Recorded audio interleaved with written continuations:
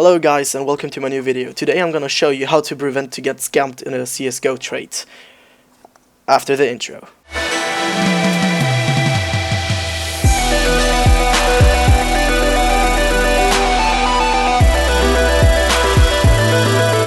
Okay, so this video is about scam prevention and how to just not get scammed in a CSGO trade or in a whatever trade. I just try to only specify it on CSGO because I don't know about Dota 2 and all the other trade methods.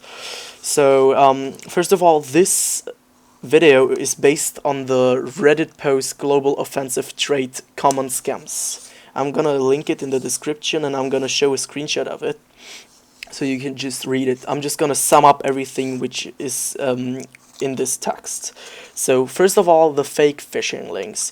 Those links are usually sent by some people who just randomly add you with a private profile and tell you, yeah, my friend wants to trade with you, or look at this knife, and you assume it's just a screenshot of a knife.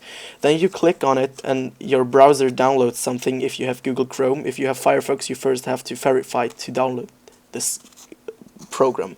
Actually, it's not a screenshot, it's a program, and if you download it, it's just gonna steal all the items of your account. Most of the phishing links are unknown links, like push and other screenshot sites, but those are just unusual links which you never have seen probably. So how to prevent to get scammed on this one is you just don't click on links like this, or you just don't download and install anything or open anything which is sent by anyone who you don't know actually.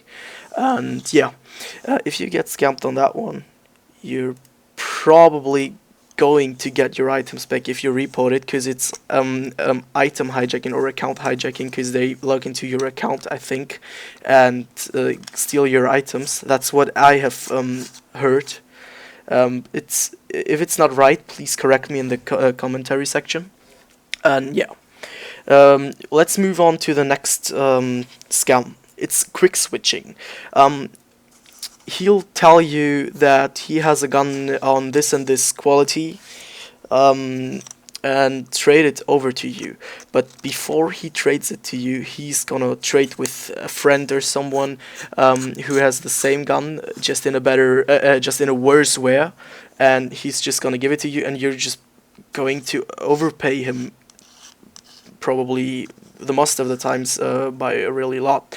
I mean, if you have a butterfly knife Knight, which is I think on 130 on field tested, and on minimal wear on 250, and you want to trade it for minimal wear, and he gives you a field test one at the end of the trade, or like in the middle of the trade, and you don't even check it twice, then you're probably gonna have a problem. Or if you have two battle-scarred Asimovs with one field-tested wear and like it looks field-tested, and the other one looks battle-scarred, and you want to get the field-tested one, and he just trades you over the battle-scarred, and you just lose the money, or you lose money on it, and you can't get any items back out of this because you accepted the trade.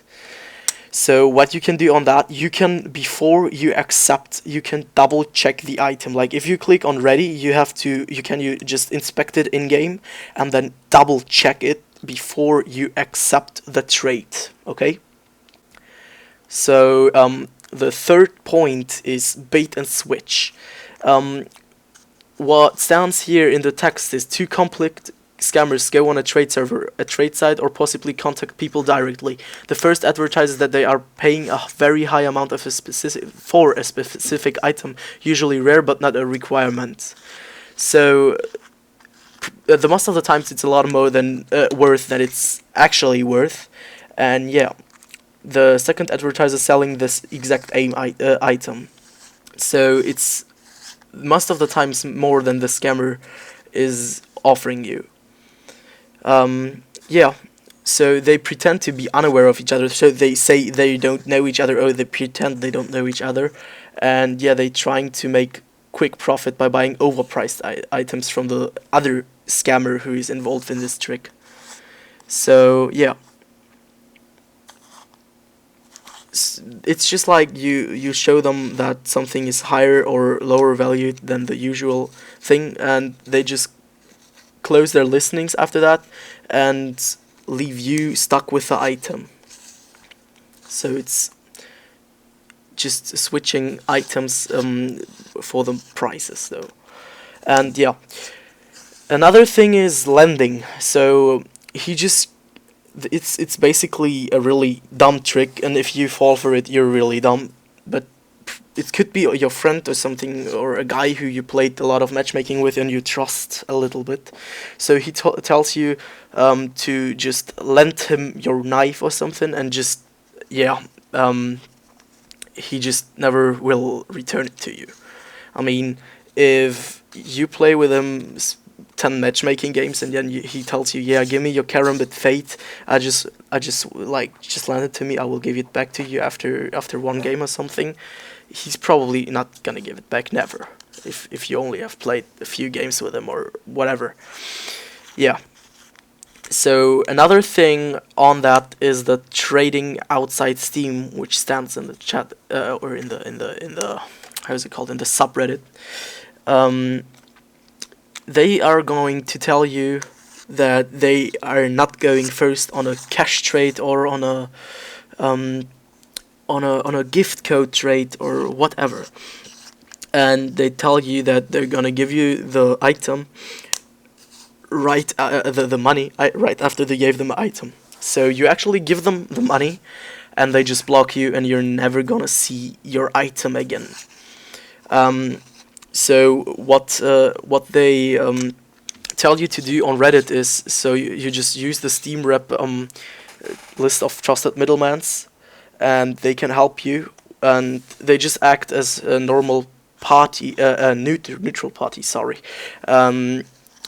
So they just hold the skin. You give them the money, and they give you the skin. It's the most of the times it's just for a little bit money.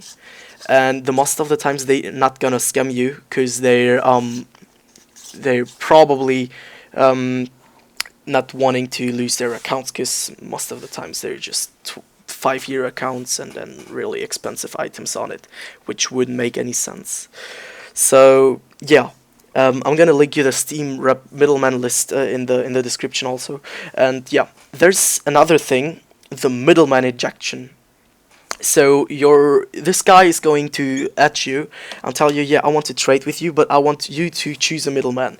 So he tells you, yeah, give me your friend as the middleman, choose a friend of yours as middleman, and you're gonna choose a friend, and then he's gonna ask you which one it is, because he wants to see the item in his inventory so he can trade with you. And yeah, he will make another profile of your friend, and just add you to a group chat, and going to get, maybe his friend or he is going to get the item, the Steam item, maybe the knife, maybe the whatever, like every skin, and just get it in his inventory, pretending to be your friend. So if you do something like this, just do it when your friend is on TeamSpeak with you, so he can actually confirm that you are trading with him, or use a code with your friend. Like if you go into the trade window, he writes into the trade window chat, I don't know, ABC 1 2 3 5 4 5 6 7 hi, and you have to reconfirm it so he sees that you are actually his friend, and then you just trade it over, because the scammer won't know the confirm code or whatever you want to call it, and then he's just gonna see that it's not him. So after that, there's chargebacks. So funds sent over PayPal and some other sites can be charged back. So it means that you can you can trade with him. He can give you the money on PayPal, and he just can't charge back the money if he wants to. So they can even get the money back months later. What you can do on PayPal to prevent that, you can get your money, like the money which they sent you, instantly on your bank account. So it's not going to get charged back after that. That's the most times like that. That's what happened to a friend of me. The other guy tried to scam him by charging back it, but he already had it on his bank account, so he couldn't charge back anything. So yeah. What else? They by the way, they tell us that MoneyPack and Bitcoin don't allow chargebacks, so they are safer alternatives to PayPal. Um, we have money transfer within Steam, where the people tell you, yeah, I can send you money through Steam, and actually, they just sent you a trade offer where there's something like a text where they stands, yeah, SteamGuard is going to give you I don't know, 80 euros after that trade on your Steam Fund account or on your Steam Fund shit. And yeah, whatever, they just gonna tell you that you're gonna get the money after you do the trade, but that's not working. You cannot trade real or Steam funds through Steam, only per gift card, which would be the same thing if he wouldn't go first, if he would go first actually. So I would say if he doesn't go first, don't go first either. um, Another thing which stands here is gambling, which I don't know, but I can read it for you. So there stands, any betting or gambling game that relies on trust that the losing party will pay up as the possibility of the part simply choosing not to pay. This considered scamming. To avoid this, use a trusted middleman from the Steam Rep middleman list, probably, or of one of your friends, to hold each party items before the game begins, because any middleman can theoretically scam you the same way he has your items. Be careful who you trust. So I would use a middleman from Steam Rep, but I don't know if they do this for betting or gambling on private games or private like CSGO scrims or something where you can bet on. So yeah, that's the video. That's all I had to say. That's what I knew from the scam tricks. And actually, I'm just trying to tell everybody who's trading, just be careful. Always double check your items, whatever item it is, because a friend of me got scammed with his condition scam. And yeah, it's just, you just have to be careful, because otherwise you're just gonna get scammed and you're never gonna see your items back, probably. There's really a few, but not a lot, of times where you can get your items back, but most of the times, like 95% of the scams, or of the scammed people, never get their items back. And yeah, that's my video about scamming. Thank you for watching. Leave a like if you liked it. If you didn't, just tell me in the comment section why you didn't like it, or what can I do better. Tell me which videos you wanted to see, or if you want to see other videos which have the kind of this video. And yeah, again, thank you for watching, and bye.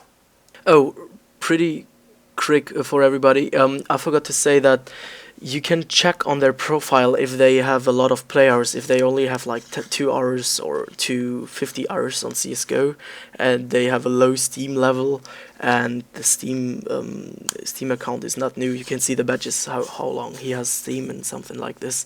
And like, if those 3 things aren't there, I wouldn't really want to trade with this guy, but you can never be sure. Sometimes there's just a guy who has a new account and he wants to trade, so you can just try it out, but be careful, and do never go first on a lot of plus rep, because you can just fake plus rep by trading cases, like case for case the whole time.